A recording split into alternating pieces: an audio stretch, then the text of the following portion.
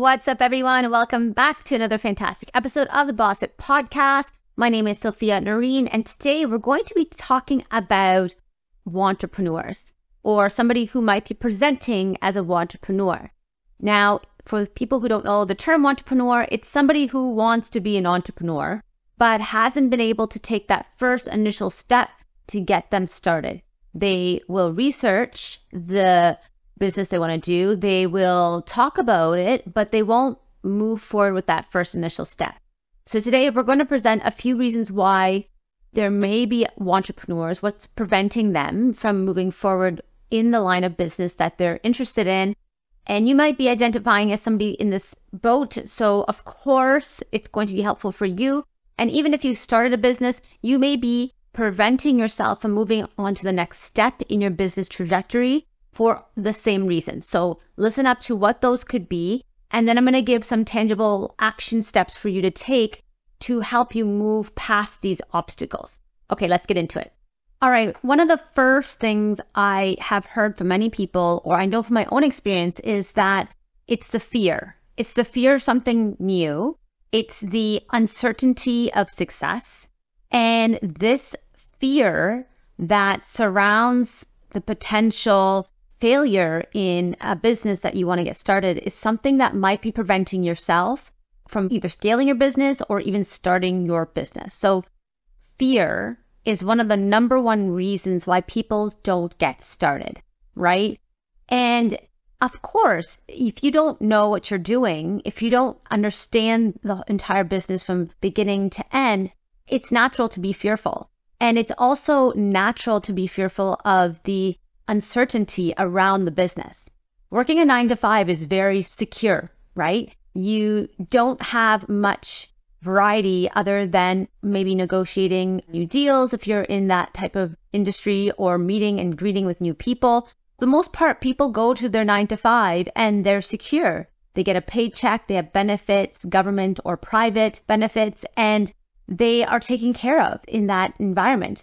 But when you move into a business situation where you now are your own boss, or you are now taking on the risk of bringing a product, be it digital, physical, to life, or providing a service and not knowing when the next client will come, there's a lot of insecurity and uncertainty around it. So naturally, fear is going to be one of the reasons why people don't get started. Your own situation, my suggestion is, if you are catching this episode and you find yourself fearful to either start your business or fearful of the fact that you need to scale it to the next phase or take a big step, then really understand if fear is what is preventing you from moving forward. And my suggestion on tackling this one is essentially ask yourself, what is the worst thing that could happen? Now, if you missed our previous episode, we talked about not burning your boats too soon, meaning don't quit your 9-to-5 and jump into business. I suggest working both, and I suggest that obviously there should be no conflict of interest between your employer's position and the position or the business you're starting. As assuming there's no conflict of interest, you should do both. In my humble opinion, have that security of finances that backs you up so you can continue your livelihood while you are starting your business. That is one way of helping you bring that fear level down, because now you won't be wondering when the next paycheck will be coming. That is my best way of conquering that fear. And then if you are already at a stage in your entrepreneurial journey where you've left your full-time position and you are now scaling your business, you have to ask yourself, what's the worst that can happen? If you take on a new risk or a new project and you lose that money, that is just money. And I know that is coming from a place of privilege when I say that. So I do state that money is a big deal for many people, but it's a tool. And when you look at business and you look at how money is being used, it's a resource and a tool for you to use to grow your business, scale your business, and to survive. And that's all it is. So really coming to terms of what is preventing you from a fear-based situation, if it's that lack of security that could be providing you that fear and preventing you from moving forward, just be real and maybe take some time after this episode, or pause the video or the podcast and go and write down what are a few things that you're fearful of happening if you were to take your business to the next level or even start your business altogether. Another thing that I want to talk about when it comes to fear is the fear of judgment from others. There could be people out there that may say things like, why is she starting a business? Why is he starting a business? Who do they think they are? They don't need to start a business. They have a good job. Or why are they taking that type of risk? I say that if you have that instinct and or desire to start a business and you feel like you can live more congruently or aligned with your mission, values, and goals, then it's your right to start a business. And I feel like sometimes people are going to be saying that because they're either projecting their own fear of starting a business, be it that it's not secure and there's a bit of risk involved, or they're not able to help you in this venture of starting a business because they've never done it themselves. So that insecurity there is preventing them from supporting you wholeheartedly at the beginning. So again, you may have the risk or you may have the fear of feeling like you're being judged by others to start a business. Just understand that it could be that they're projecting their own insecurities of starting a business or their own inability to help you with this path in life that you've decided to take. So that's another big point when it comes to fear, that it might not be just the fear of money and security and livelihood. It could be the fear of society and the judgment of others. So be real with yourself there and make sure you are accounting for that. Because sometimes you don't realize it until you ask yourself those really difficult questions that perhaps you are living out of congruency or out of alignment with your true value, missions, and goals because you're afraid of disappointing somebody else. All right, let's go on to the next one. Another common reason why people won't move forward with their business or scale their business and they stay stuck as a wantrepreneur is because they don't know where to start. Now, I've been having so many conversations with so many of you on the Instagram. So if you go to Boss It Club, you will catch us over there and you can send us a DM. But basically, a lot of people don't know where to start.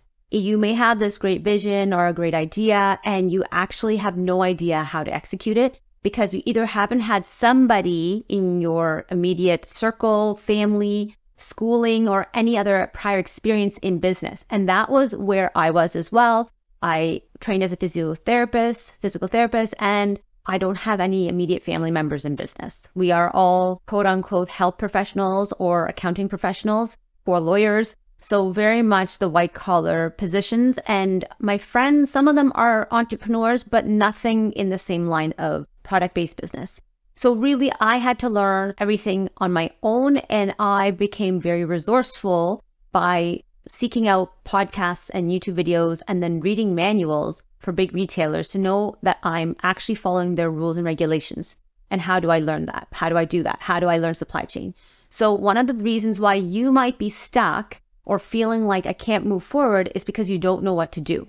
So I'll tell you this, you're doing the right thing by seeking out podcasts and YouTube videos and resources and then mentors and programs to help you expedite your trajectory towards your goal. Because if you're ignorant about what's to come, then you are prone to making mistakes. And there's a few very good examples I can give you about how I prevented myself from paying the price of ignorance, which is paying the price of not knowing and making a mistake. And what I would do is, of course, seek out YouTube videos. I would seek out ways of doing things that may not have been typical. So one really good example is when I started the business in Canada, you have to register your business. And for whatever reason, I decided to register my business as a corporation. Some people thought that was a bit too soon, but I knew based on my research that if I wanted to expand this business, that it had to be a corporation.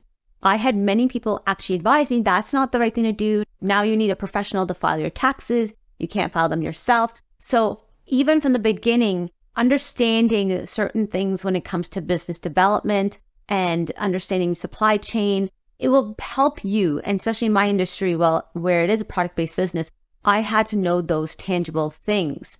So my suggestion is if you have a business idea or you are trying to do a specific service, I would seek out a mentor in that industry to help you, of course, navigate all those unknowns, because you won't know what you don't know until you get stuck in a situation where you have to take a few steps back.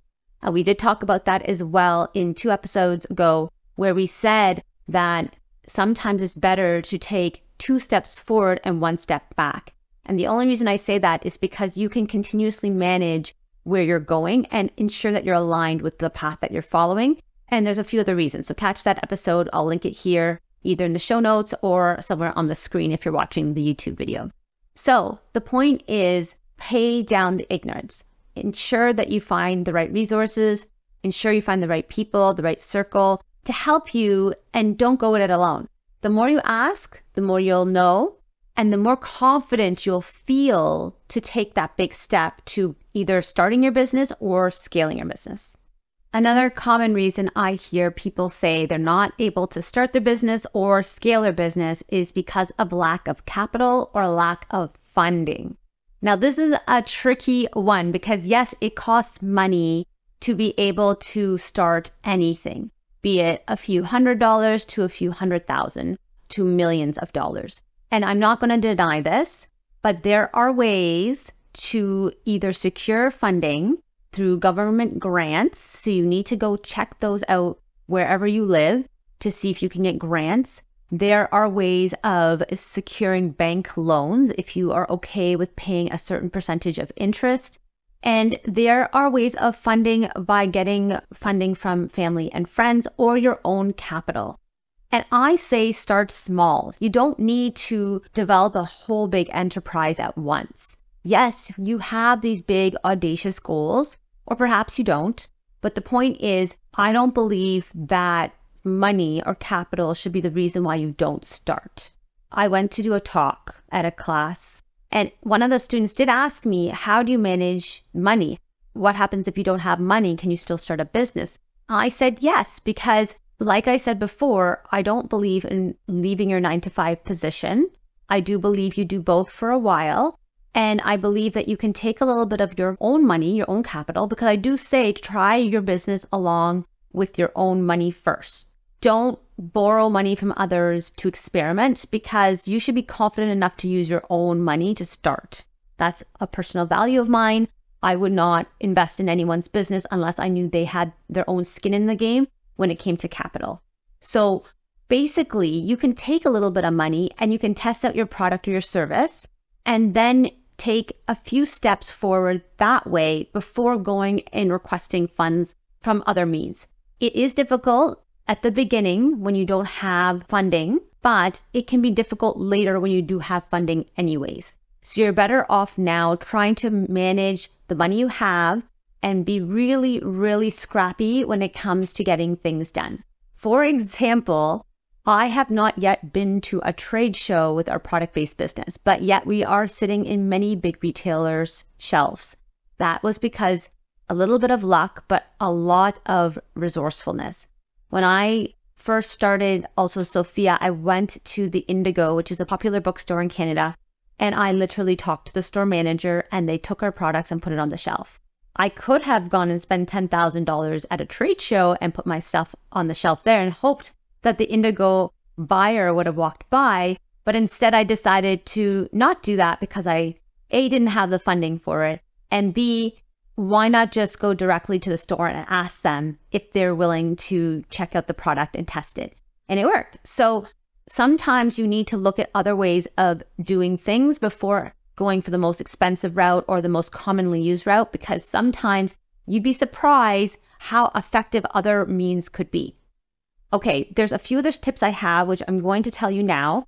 I want you to start small. We touched on it a minute ago, but you really need to take that first step. So it could be anything, just starting to research your industry. That is the first step, right? And you could even think about, okay, my first small step is reaching out to somebody who I think could help me in this situation. Ask for a phone call. That's the first step. So really take some time, again, after this podcast, when you have the time tonight, or, when you're sitting down to have your tea or your coffee, think about it, get a scrap piece of paper, get a notebook, get a pen and paper, and write down that first single step. That is really what helps people get into action when they actually write it down, like write it with their hand.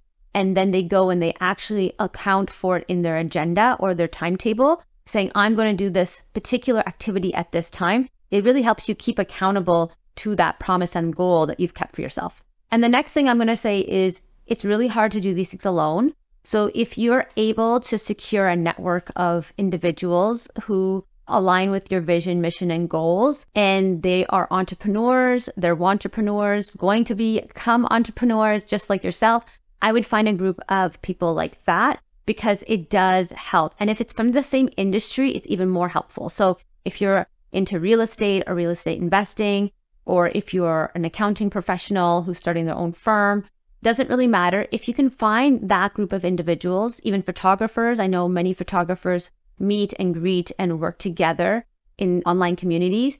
That is my suggestion, because you will feel more energized when you have other people around you doing the same thing, especially if you come from a family or from a social circle that do not have an entrepreneurial spirit or do not have the goal to be an entrepreneur and they're working their 9 to 5. They won't really fully understand the obstacles that you are coming up against versus people who may perhaps be in the same industry as you. Okay, guys, so that is the end of this episode. Thank you again. Remember, we try to drop an episode every other week, so make sure you hit the bell and subscribe. And I haven't been saying it a lot, but I'm going to say on the end of this episode, make a plan and take action, because that was the tagline. And for some reason, it kind of trailed off there, but that is the reason why I do make these episodes. I really want you guys to make a plan and to take action, because sometimes you just talk about it and then you're going to regret or didn't feel like you didn't fulfill what you really were trying to do. So make sure you do take some of these pieces of advice that I've given you today and put it into action. And remember, we're on Boss It Club on the Instagram, so you can check us out there too. And we will talk to you guys soon. Okay, take care. Bye.